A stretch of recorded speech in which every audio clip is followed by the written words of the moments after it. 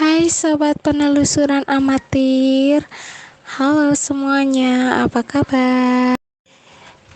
Jadi kali ini aku mau cerita tentang pengalaman mistis teman aku ya. Jadi sebelum lanjut ke ceritanya, jangan lupa pencet tombol subscribe dan stay tune terus. Ini dia ceritanya. Jadi aku tuh punya teman gitu ya, temen sekolah gitu ya. Terus dia tuh pas kayak libur sekolah tuh dia pulang kampung ke kampungnya neneknya, kayak ke kampung halaman ibunya gitu ya. Jadi pulang kampung nengokin neneknya gitu. Neneknya di sana tuh tinggal sama adiknya ibu dia gitu.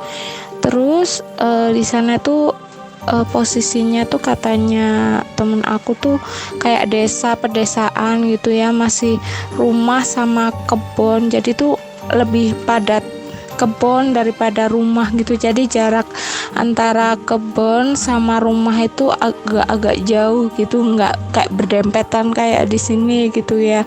Terus temen aku tuh pulang kampung sama ibunya, sama ayahnya juga, sama adiknya gitu. Pas ke sana, jadi tuh dia berangkat itu pagi, naik naik naik mobil pribadi orang tua dia. Terus pas ke sana nyampe, suasananya tuh katanya enak banget di sana itu. Itu pas dulu ya. Dulu waktu kecil itu katanya tuh enak suasananya gitu. Tapi sekarang kata temen aku tuh beda gitu, kayak zaman dulu sama zaman yang sekarang tuh beda. Jadi kata temen aku tuh gini, suasananya dulu tuh kayak enak, adem gitu walaupun malam hari. Tapi sekarang tuh waktu malam hari tuh walaupun siang hari juga tuh agak-agak gimana ya, kayak agak horor gitu, terlalu sepi mungkin ya. Jadi ceritanya temen aku ini waktu sampai ke rumah nenek dia tuh di sebelah rumah nenek dia tuh ada sumur gitu, kayak sumur tua gitu ya, tapi kayak masih dipakai gitu sumurnya. Terus di situ tuh temen aku tuh ngeliat nenek-nenek di sumur situ. Terus si temen aku ini bilang ke neneknya, "Nek, itu siapa sih? Siapa?" gitu. Neneknya bilang gitu. "Itu ada nenek-nenek di situ." "Mana? Nggak ada. Nenek-nenek mana sih? Nggak ada nenek-nenek." Bilang gitu. Kan jarak rumahnya kan agak jauh ya, kan nggak mungkin kalau ada nenek-nenek di situ. Kalau misalnya ada nenek di situ tuh pasti neneknya temen aku ini udah tahu gitu ya. Terus habis itu temen aku tuh masuk ke dalam, beberes, bersih-bersih, mandi, terus makan juga. Terus malamnya itu tuh mereka tuh di rumah neneknya itu ada kayak pameran gitu, kayak pasar tapi jual-jual macam-macam kayak barang-barang kampung gitu ya, ada kendi kayak gituan.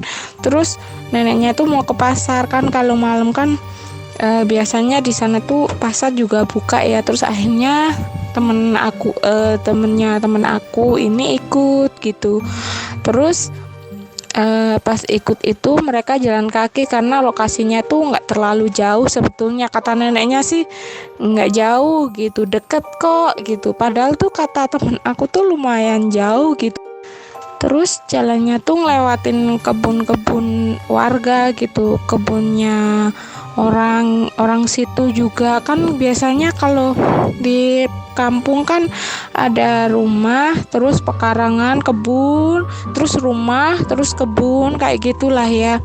Terus tuh jaraknya tuh agak lumayan jauh gitu dari rumah ke rumah yang satunya gitu. Pasti harus ngelewatin kebun, terus ada pohon pohon yang tinggi-tinggi tuh, pohon bambu. Terus pas lewat si temen aku ini ngelihat pocong ada di kebun situ. ngeliat pocong tuh kayak diam gitu ya, wajahnya itu kayak hitam, terus kayak apa ya, kayak ada merah-merahnya kayak bekas darah gitu. Kalau kayaknya teman aku tuh ngeliat, terus dia kayak, iya apaan sih, mungkin itu halusinasi, mungkin nggak sih. Terus dia tengok lagi tuh nggak ada pocongnya. Terus setelah itu sampailah di pasar tersebut, neneknya tuh belanja, terus ibunya temennya temen aku ini juga belanja juga gitu buat oleh-oleh gitu. Di situ tuh ibunya temen aku ini kayak belanja itu loh, kerupuk apa namanya, rengginang, belanja rengginang kayak gitu kan. Kalau di desa kan melinjo gitu, beli kerupuk kayak begituan di desa kan pasti banyak dan murah ya kalau di desa ya. Terus akhirnya pulangnya itu temen aku sama adiknya ini tadi tuh ngelihat kuntilanak ada di pohon bambu gitu. Pas lewat itu kayak katanya tuh pas dia ngelewatin pohon tersebut, tiba-tiba tuh kayak bunyi pohon bambu gitu, bunyinya tuh kayak aneh gitu, kayak apa ya, dia tuh pas jalan tuh kayak tiba-tiba tuh kayak ada yang nyuruh nengok gitu, kayak ada yang kayak kepingin nengok ke samping gitu ya. Pas nengok, ternyata tuh ada Kunti. Si adiknya temennya temen aku ini tuh teriak-teriak, nangis ketakutan gitu. Terus yang ibunya tuh gini, kenapa dek loh, kenapa kayak gitu. Dia cuma nangis ketakutan, nangis kejer gitu ya. Tuh hanya pas sampai rumah sama neneknya tuh kayak dibuatin minum yang kayak didoain gitu, kayak Al-Fatihah atau gimana gitu ya, nggak tahu soalnya orang zaman dulu kan. Terus dikasihkan ke adiknya, terus dibasuhkan ke mukanya, ke dada juga. Terus habis itu adiknya tuh tidur gitu. Pas tidur malamnya tuh dia kayak ngigau, kayak apa ya, kayak mungkin ngimpi, mungkin adiknya temennya temen aku ini mimpi. Terus adiknya teman aku ini kayak teriak-teriak, jangan, nggak mau ikut katanya tuh gitu. Terus dibangunin lah sama ibunya temennya temen aku ini, dek kenapa gitu.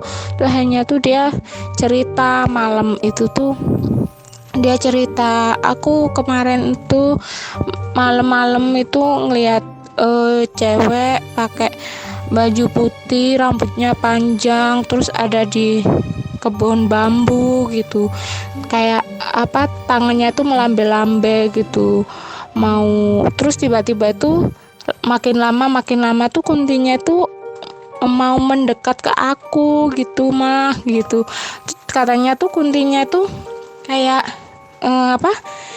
lama-lama tuh kayak ngedeket ke adiknya temennya temen aku ini. Terus dia akhirnya teriak. Terus dia juga cerita kalau mimpi itu tadi tuh sosok Kunti itu tuh ada di dalam mimpi dia, ngajak gitu, main kesini yuk, kayak ngajaknya itu kalau bisa ngomong ya pokoknya tuh di dalam mimpi kayak ngajak main, mau diajak pokoknya ke tempat itu tadi gitu. Terus akhirnya adiknya ini tuh minta pulang aja mah, nggak mau di sini, takut kayak gitu. Enggak apa-apa, enggak jangan takut, nggak apa-apa, itu nggak ganggu kok dek, mungkin adek ketakutan sampai ke bawah mimpi gitu. Terus habis itu tuh keesokan harinya tuh mereka mau ke rumah budenya, kayak saudaranya ibunya temennya teman aku ini. Terus yang teman aku ini tuh temennya teman aku ini, jadi ya bilangnya temen aku aja ya biar nggak bingung ceritanya gitu. Nah si temen aku ini tuh bilang, ma aku nggak ikut deh, aku mau ke rumahnya teman aku. Jadi si teman aku ini tuh punya teman masa kecil di kampung situ, jadi dia tuh mau main ke rumah temennya itu tadi gitu.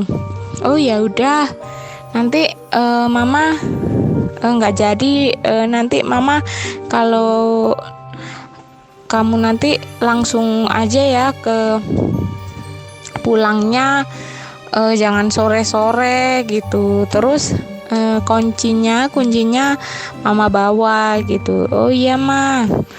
Terus akhirnya si teman aku ini tuh ke rumahnya temennya.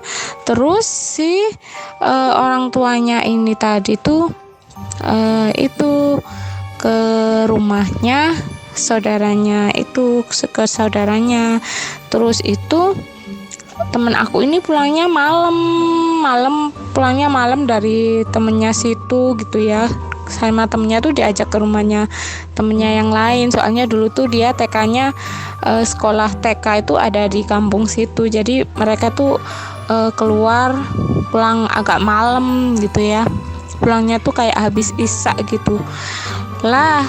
Temen aku ini tuh kiranya mamanya sama neneknya tadi udah pulang, soalnya kan lama kan mainnya.